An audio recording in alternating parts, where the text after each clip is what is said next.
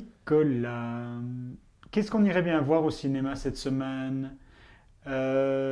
Babysitting, c'est un film anglais ça, non? C'est un film français. Ah oui, bah, dis l'acteur, on dirait un anglais, un américain comme ça, Un petit blond tout crevette. avec des muscles, oui. Comment est-ce qu'il s'appelle? Philippe Lachaud, alias Fifi. Il est passé au grand journal, c'était Fifi. Ah bon. Au Grand Journal où ils ont fait un buzz d'ailleurs parce qu'ils ont amené la stripteaseuse du film qui a mis ses fesses sur Gérard Jugnot et sur Antoine de Caunes. Oui, oui, elle met beaucoup ses fesses dans le film.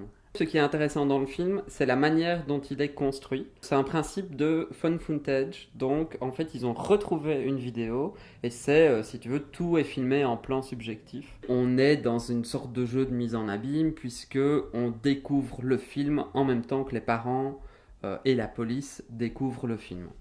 Si nous allions voir qu'est-ce qu'on a fait au bon Dieu, c'est quand même le retour gagnant de, Christian Clavier. oui, de Christian Clavier. On ressort Christian Clavier et Chantal Lobby qui enfin ne sont pas uniquement balourds dans un film, ça fonctionne. La bande-annonce est un peu effrayante. L'affiche aussi. C'est pas raciste basique français? Ah si, c'est raciste basique français, mais en même temps ça permet de dénoncer le racisme. Donc on a un vrai couple de Français, bourgeois, très vieille France, racistes de base, mais qui ne sont pas racistes. Parce qu'ils sont républicains et gaullistes. Et moi, mon grand-père n'était pas raciste parce qu'il a eu la médaille Léopold pour avoir employé des Marocains et des Italiens. Au repas de famille, je pense qu'il n'y avait pas plus raciste que lui. Il Oui. n'était pas raciste, il avait une médaille qui prouvait le contraire. Donc le principe, 4 filles, 3 sont mariées déjà, donc une à un musulman, une à un juif, une à un chinois.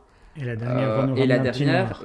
voilà, mais elle se marie avec un bon catholique. C'est assez intéressant. Tous les C'est clichés vrai. volent dans tous les sens. La construction du film n'est pas super, mais ça fonctionne. Si nous allions voir The Amazing Spider-Man 2, hein, et sinon, Qu'il peut y avoir un auteur derrière un blockbuster.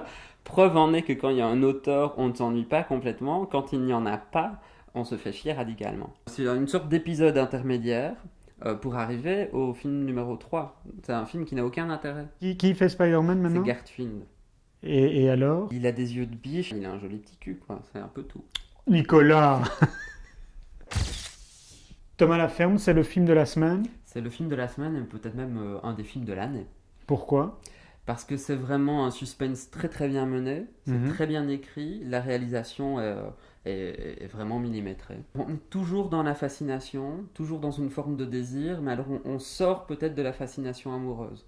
On est plus dans la manipulation. On est plus dans la manipulation et surtout manipulation de la part du réalisateur par rapport au spectateur. Il met en place vraiment une corde, vraiment une Mhm. ligne de tension et il s'amuse à la desserrer et à la resserrer et ça se complexifie petit à petit. On retrouve ce qu'on avait dans ses autres films. C'est complètement différent, on est vraiment dans un thriller et il va travailler ici avec une musique plutôt vraiment extra-diégétique.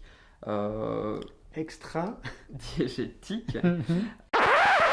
C'est vraiment une bande son, une bande musicale qui s'additionne au film pour créer une ligne de climat. Xavier Dolan joue toujours dans son film. Il joue à nouveau dans son film. Ici, il a vraiment le rôle principal. Et alors?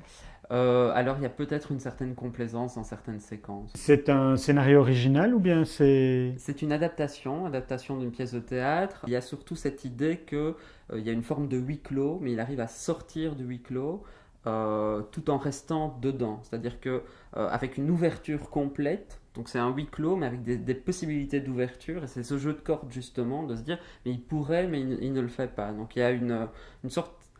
Il y a un jeu de chat et de la souris, où le spectateur se retrouve vraiment à être comme Tom, la souris. Bon voilà, ce sera tout pour cette semaine. On vous donne rendez-vous mercredi prochain, Nico. Ou pas.